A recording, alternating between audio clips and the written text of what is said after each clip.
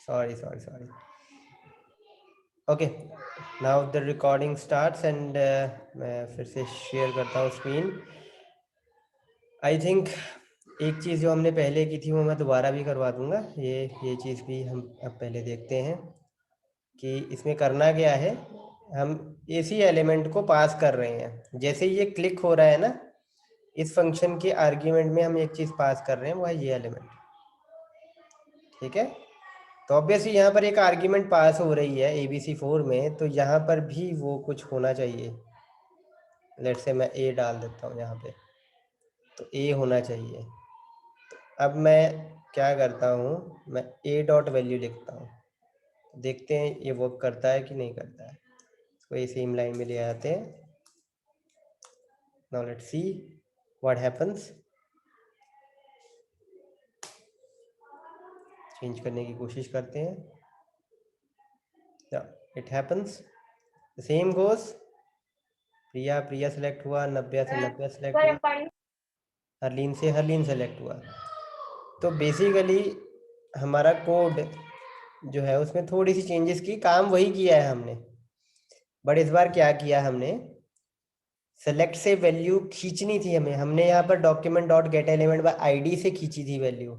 लेकिन यहाँ पर अब मैंने क्या किया, अब मैंने जो हमने ये चेंज किया था सेलेक्ट, ये वाला कंट्रोल, ये वाला एलिमेंट मैंने फंक्शन के साथ ही भेज दिया, जिसका मतलब है यही वाला कंट्रोल, यही वाला एलिमेंट साथ में चला जाए एज एन आर्ग्यूमेंट। तो मैं आपको दिखाता हूँ ये ए है क्या एक्चुअल में। एक बार इसको अलर्ट करता हूँ मैं।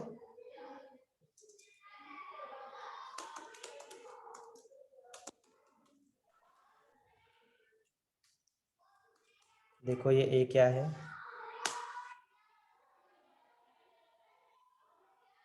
ठीक है, this is HTML select element. Select को ही क्लिक किया था हमने और वही भेज दिया है। तो दिस का मतलब क्या होता है, यही वाला एलिमेंट, करंट एलिमेंट, यही वाला एलिमेंट भेज दिया जाए साथ में। ये बहुत एक इम्पॉर्टेंट चीज़ है बच्चे, कि आप जिस चीज़ को, जिस एलिमेंट को क्लिक कर रहे हो, या जिस एलिमेंट पे आप इवेंट परफॉर्म कर रहे हो, उसी को ही अगर वो भेजना चाहते हो तो आप ऐसे भेज सकते हो। ठीक है, अच्छे से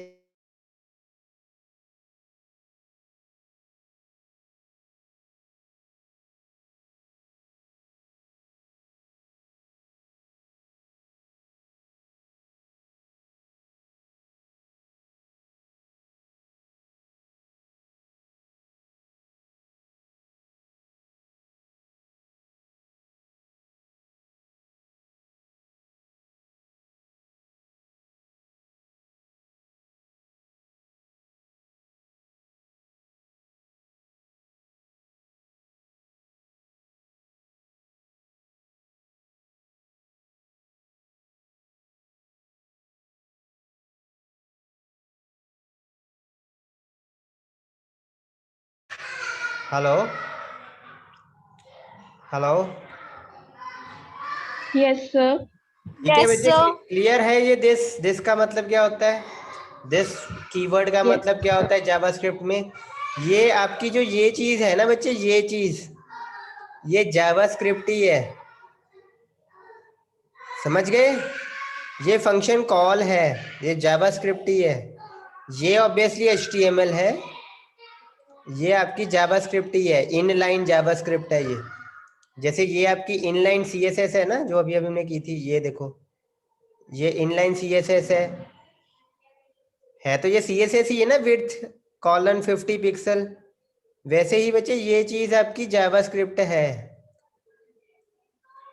ठीक है, समझ आई, ये आपकी जावास्क्रिप्ट ही है यहाँ पे। Is it okay? Yes sir. चलो, तो एक जो चीज़ मैंने आपको पहले करवाई थी वो मैं रिपीट कर देता हूँ फॉर द रिकॉर्डिंग पर्पसेस। मैंने एक डिवीजन यहाँ पर बनाई जिसका डिस्प्ले नन रख दिया, डिस्प्ले नन। और अगर आप इसको ध्यान से देखो, ये डिव जिसमें शिल्पा लिखा हुआ है और एक anchor tag this is link के बीच में है। तो मैं ब्राउजर में अब दिखाता हूँ, ये देखो शिल्पा और दिस इज लिंक के बीच कुछ भी नहीं है। क्यों नहीं है? क्योंकि डिस्प्ले नन कर दिया कि दिखाई ना दे, इसका कोई डिस्प्ले ना हो। और एक बटन दबाने के बाद, ये बटन रखा है हमने, बटन दबाने के बाद, बटन क्लिक करने के बाद ये वाला डिस्प्ले दिखाई देना शुरू हो जाएगा। तो इसका कोड हमने किया ABC6 में, ABC6 का ये कोड किया है, gate element by tag name किया है हमने, ठीक है। उसका प्रॉपर इंडेक्सिंग किया है, स्टाइल में जाके उसका डिस्प्ले चेंज कर दिया है, ब्लॉक कर दिया है। चाहे तो आप इनलाइन भी कर सकते हो, इनलाइन करोगे तो देखो ये होता है आपका। इसको मैं रन करता हूँ अब, ये देखो बटन क्लिक हुआ तो ये देखो this content is now visible. और ये इनलाइन था इसलिए जो लिंक था आपका आगे वो इसके साथ ही नज़र आ रहा है। अगर आप चाहते हो लिंक अगली लाइन में नज़र आए, ब्लॉक, ये क्लिक करने पे देखो वो अगली लाइन में अब नज़र आ रहा है। Is it okay? Is it okay? Yes, sir. चलो एक और चीज़ अब करते हैं आगे। इवेंट्स ज़रूरी नहीं है अपने HTML की हेल्प से, HTML के एट्रीब्यूट से ही आपने इवेंट्स लगानी है। आप चाहो तो इवेंट्स लगा सकते हो। कैसे लगा सकते हो आप? इवेंट लिसनर लगा के भी कर सकते हो। तो मैं थोड़ा सा पहले उसकी प्रेजेंटेशन एक शेयर करता हूँ आपके साथ।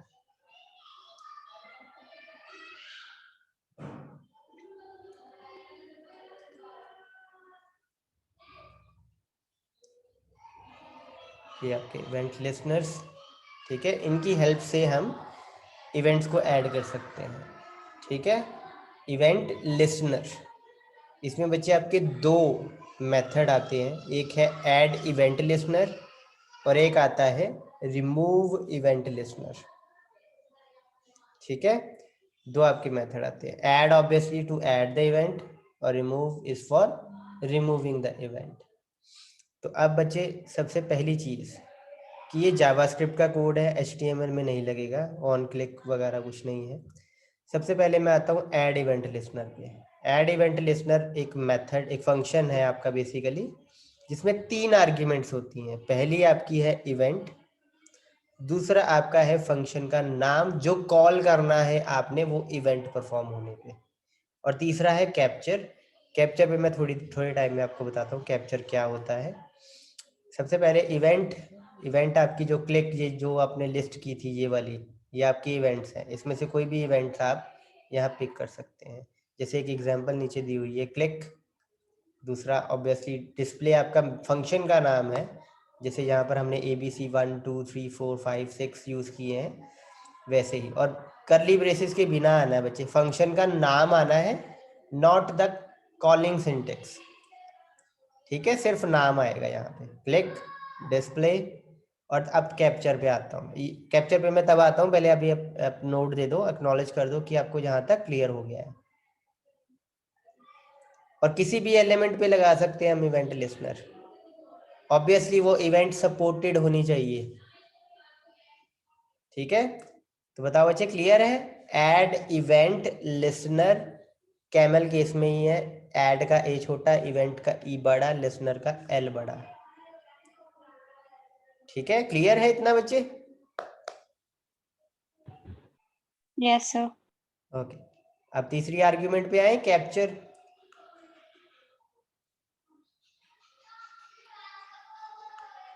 कैप्चर पे आए, Yes, sir. ओके। तो ये मैं आपको एक एग्जांपल से बताता हूँ। सपोज बच्चे एक डिवीजन रखी है हमने, कंटेनर है डिवीजन, डिवीजन के अंदर एक और डिवीजन है, उसके अंदर एक पैराग्राफ है, पैराग्राफ के फर्दर अंदर लेट्स से एक स्पैन है। तो डेव के अंदर एक और डेव के अंदर पैराग्राफ, और पैराग्राफ के अंदर है स्पैन, और चारों के ऊपर कुछ ना कुछ इवेंट्स लगी हुई हैं, ठीक है। चारों के ऊपर यही इवेंट लगी हुई है, लेट्स से क्लिक की इवेंट लगी हुई है कि डिव पे क्लिक हो, बाहर वाली डिव पे, तो कुछ परफॉर्म होना चाहिए। उस डिव के अंदर जो डिव है उस पे भी क्लिक हो तो कुछ ना कुछ परफॉर्म होना चाहिए। स्पैन पे क्लिक करो तो भी कुछ परफॉर्म होना चाहिए, और पैराग्राफ पे क्लिक करो तो उस पर भी कुछ परफॉर्म होना चाहिए। इसे एक एक इंस्टेंस में आपको यहाँ पे ड्रॉ करके बताता हूँ।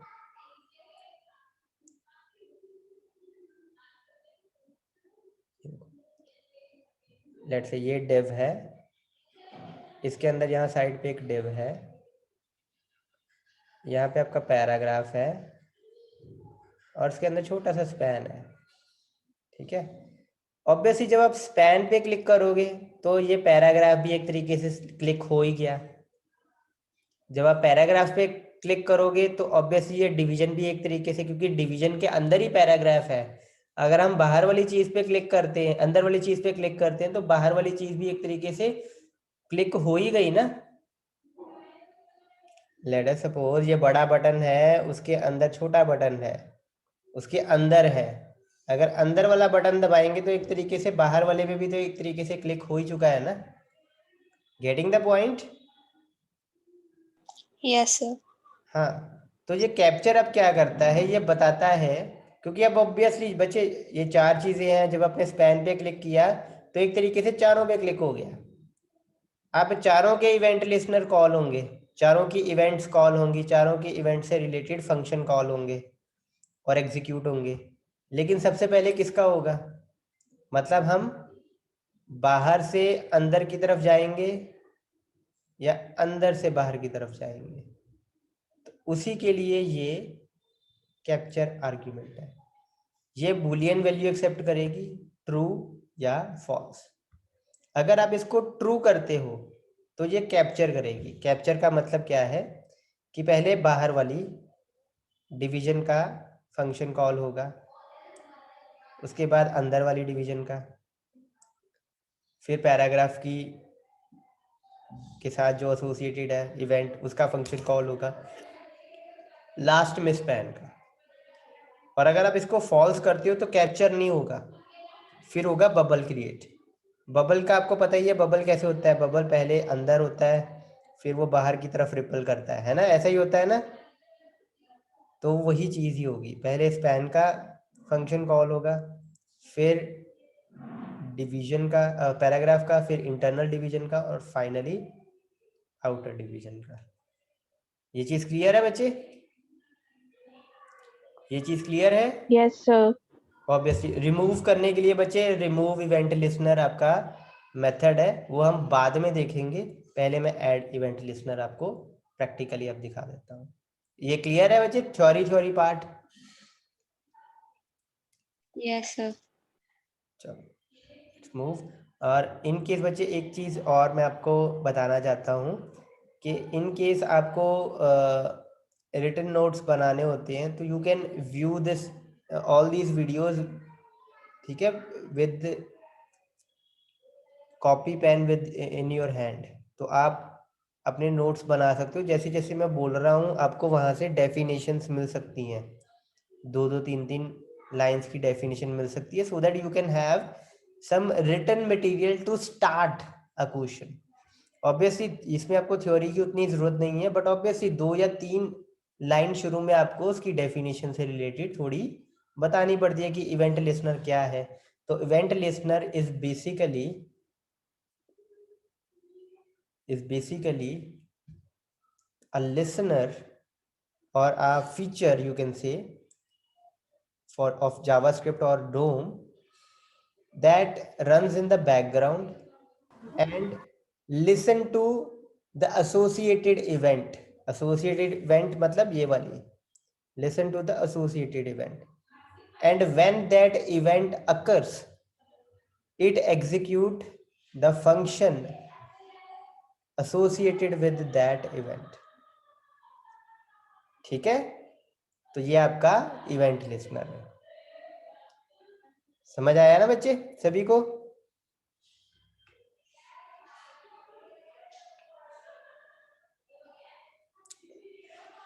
हेलो। Yes, sir. सो थ्योरी सर इसकी कोई बुक नहीं है? बच्चे, बुक आपके LMS पे डली हुई है, PDF Okay, sir. चेक कर लेना एक बार, ठीक है। उसमें आपको मिल जाएगी बुक वेब टेक्नोलॉजीज बुक है, उसमें रिएक्ट को छोड़ के बाकी आपको सब मिल जाएगा.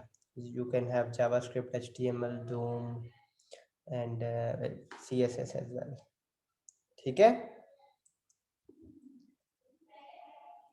आगे करें, प्रैक्टिकल देखें. Yes, sir. One more thing, event listener का बच्चे एक और बेनिफिट है.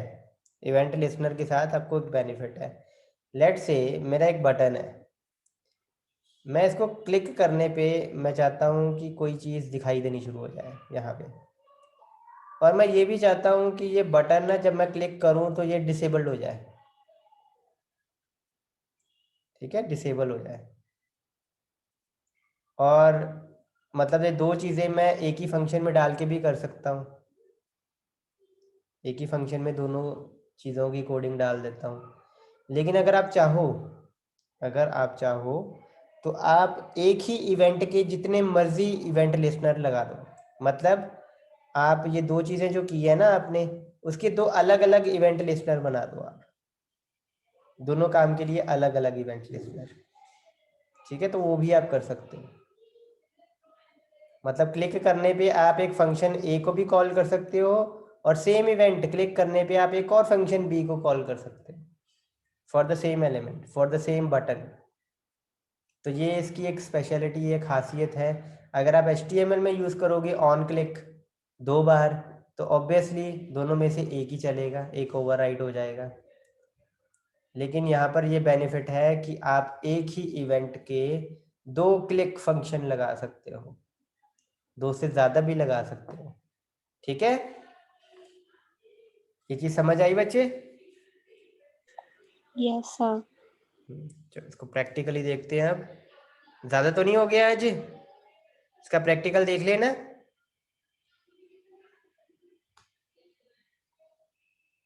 बोलो. सर ये कल से करवा देना. Yes, से sir. करवाऊं? कल से. Yes, क्यों, दिमाग sir. बंद हो गया अब? चलो एनी हाउ कल से कर लेते हैं. इवेंट लिसनर बच्चे कल करेंगे, और ये डोम हम कोशिश करेंगे आपकी 5 दिन में ख़त्म कर दें. ठीक है, सो दैट कि हमें रिएक्ट को भी थोड़ा टाइम मिले. रिएक्ट का बच्चे एक चीज़ मैं आपको रिएक्ट के रिलेटेड बता देता हूँ. आपका सिलेबस काफ़ी कम है रिएक्ट का, और obviously we will try to finish that syllabus first for theory perspective. लेकिन प्रैक्टिकल पर्सपेक्टिव से मैं कोशिश करूँगा कि आपको कुछ एक्स्ट्रा भी करवाया जाए, जो कि आपको आगे प्रोजेक्ट बनाने में हेल्प कर सके. तो इफ़ टाइम अलाउज, हमारा सेमेस्टर थोड़ा सा ज़्यादा आगे तक जाता है, या हमारे पास ज़्यादा हमारे दिन बचते हैं, तो वो एक्स्ट्रा ज़रूर हम करने की कोशिश करेंगे, सो दैट कि आप अपना प्रोजेक्ट अगर रिएक्ट में बनाना चाहते हो तो आपको उससे जुड़ी कोर चीज़ें पता हो.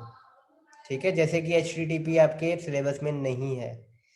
HTTP नहीं है मतलब एक तरीके से आप सर्वर से कनेक्ट कर ही नहीं सकते, तो डेटाबेस नहीं होगा आपका. ऑब्वियसली डेटाबेस नहीं होगा तो आप स्टोर कैसे करोगे इंफॉर्मेशन, उसको एक्सेस कैसे करोगे. तो ये चीज़ें वैसे तो सिलेबस में नहीं है, basically to reduce the content, theory content, क्योंकि HTML, CSS और जावास्क्रिप्ट पूरी डिटेल में है आपको, तो बहुत ज़्यादा आपका कंटेंट हो जाता है. तो उसको तो हमने लिमिटेड रखा है, बट प्रैक्टिकल में हम पूरी कोशिश करेंगे कि हर एक कोर कॉन्सेप्ट हम ज़रूर कवर करें. तो most probably by the end of this month आपकी रिएक्ट शुरू हो जाएगी, और तभी मैं आपको बुक भी उसकी रेफ़र कर दूंगा. ठीक है, एक ढूंढ के अच्छी सी, जो लैंग्वेज भी सिंप्लीफाइड हो और एग्जाम्पल्स के साथ, पिक्चर्स के साथ आपको एक्सप्लेन किया जाए. Is it okay? यस.